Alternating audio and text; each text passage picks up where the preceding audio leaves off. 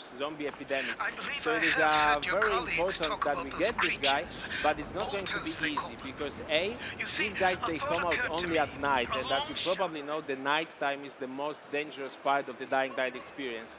And B, they are unlike any other of the night zombies because they are as fast as them, as agile as them, but when they see you, they run. They see humans as dangers. So when they see humans, they see the player, they try to escape. So you have to sneak up on that guy, so that will make things even more difficult for us. All right, well, I'm ready to dive in. Should we take a look here? Yeah, of course, let's do this. All right, so this is Dying Light. This is coming January 27th to PS4. Open world, a lot of parkour influence, yes, exactly. A lot of good movement. 4-player co-op, beat a zombie mode, which allows you to play as a zombie and invade other people's games. So lots of cool things in one game.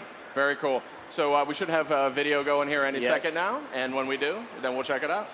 But tell me about the inspiration behind, you know, the style of game that you're going for. This is a different type of zombie game. Well, yes. First of all, I think we're good to go now. Oh, here we go. We're deep in gameplay right now.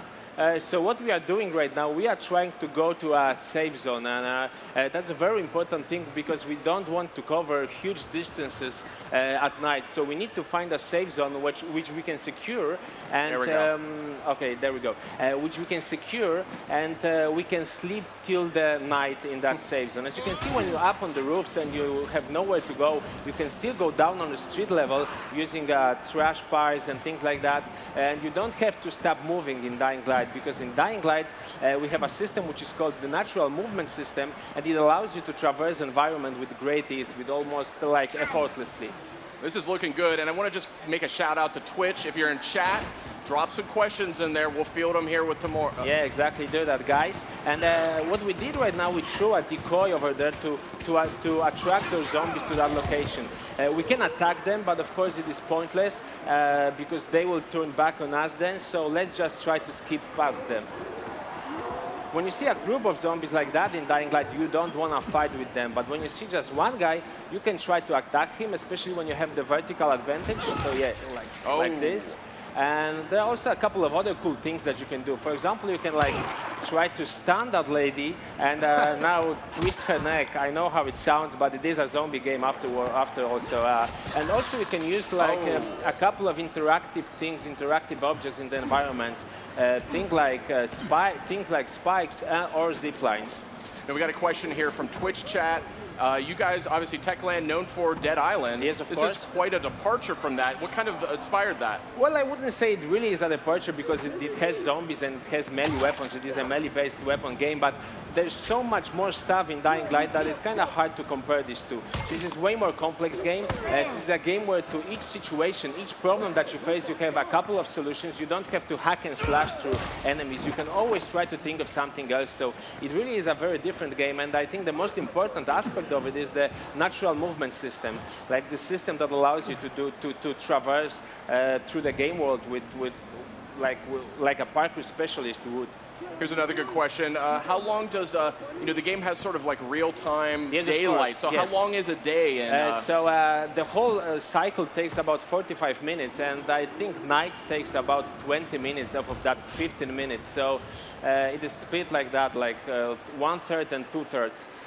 What we have right now, we can use our survivor sense to scan the environment to see things that are interactive. So we can try to see what's inside the fridge. There's a tin can. We can get it and use it for crafting weapons and other cool stuff and metal parts as well. But I think there's a guy spitting on us through the window, so let's go to the safe house directly. No, the game has an extensive crafting system, too.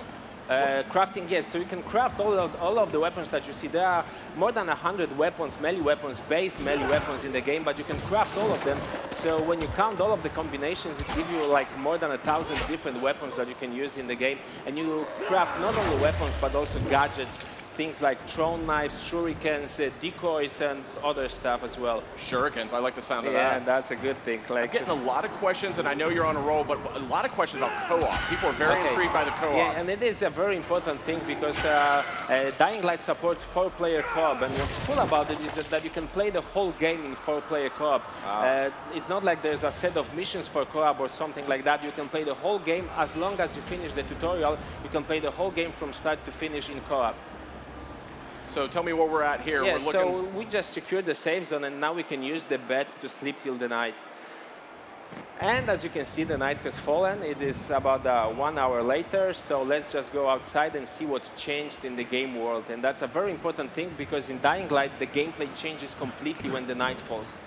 As you can see, of course, it is dark, so that works. If we turn on the flashlight, that will make the traversing environment easier. And let's see if there are enemies around. Yeah, like there is one guy, but we don't have to worry about him. So now let's just check where the bolters are. And they are marked on the map with those skull icons. So let's just mark one of the locations, and let's just try to go there.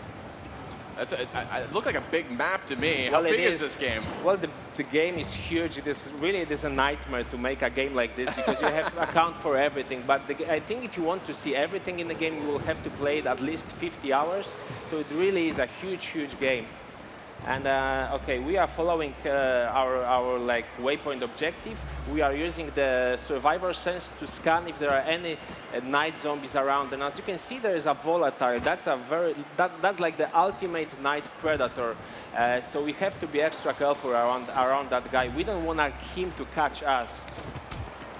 Very cool. So it's got a little bit of a stealth element when you're playing at night. Well, at night you have to use the stealth element, because if you face them directly, you're just basically gone in a second. So as you can see, he is over there. We can jump on the wagon right here, and we can try to create a little diversion that will make the volatiles kind of confused where you are. This is looking great. So we can hit a weapon on a wall to make some noise, and they will go to that spot. So now we can shoot. Oh, we got caught by a regular guy. So I think the volatiles saw us. Yeah, they show us. So now we have to run. Basically, now it's just run, boy, run type of thing. You are being chased, and you don't want to face those guys directly. So let's see. Yeah, they are chasing us. So, wow. That's a scary sight. You don't want to see that. This is looking good, I got to say. Just seriously, this looks great. It's totally sparking my interest. Yeah, it is a Chrome Engine 6, our own in-house engine, and it really does wonders. Yeah, look at that. Yeah, nice X-ray effect. That means that you broke that. As you can see, this guy is transforming, so we must not let him transform, because when he transforms into his night form, he's way more dangerous, and he will be chasing us as well. And we used some zombies inside as a camouflage. So now we have like a couple of seconds of relative safety. So now we can try to change weapon and see where we're heading next. So one question I got that I thought was a great question here. What's your favorite weapon that you've crafted in Dying Light so far? Well, there are lots of them, but I really like the classics. So I'd say maybe it is an electric machete. I just like you can cut a zombie head off with it and electrocute them at the same time. So that's a cool thing. So I really like that one, like a classic electric machete zombie weapon.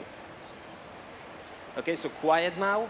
I think we are quite safe. No one sees us. So now we can try to be sneaky about our objective, our mission. Let's just go there. Yeah, we can turn off the flashlight to make it harder for zombies to see us. There are some over there, but they are not any danger for us right now. Yeah, we can try to zip past them. Nice. So is there a character progression or a skill tree or anything like that? Yes, of course, there's a whole RPG element to the game. There are 3 skill trees that you can fill with skills. In total, there are 73 skills in the game. And what's important is that whatever you do in Dying Light, you get experience points for that. So each swing of a weapon, each jump, each climb gives you experience points that allow you to level up either agility, power, or survivor rank. I think we've been spotted again, so now we have to run again. But now we can use a different thing to lose the pursuit. We can jump into the water and use a shortcut like that to break the line of sight and be safe again. This is cool. I mean, this game is a very porous environment. Yes. You go up, you go through, you go under. Well, I think, honestly, maybe that sounds like too much of a statement, but I really think that Dying Light has a chance, has a shot at changing the first-person games in general. I think when people experience what we have here, they will looking for that kind of freedom in other FPS games as well. Yeah, it reminds me a little bit, I don't want to make a direct comparison, but I was a big fan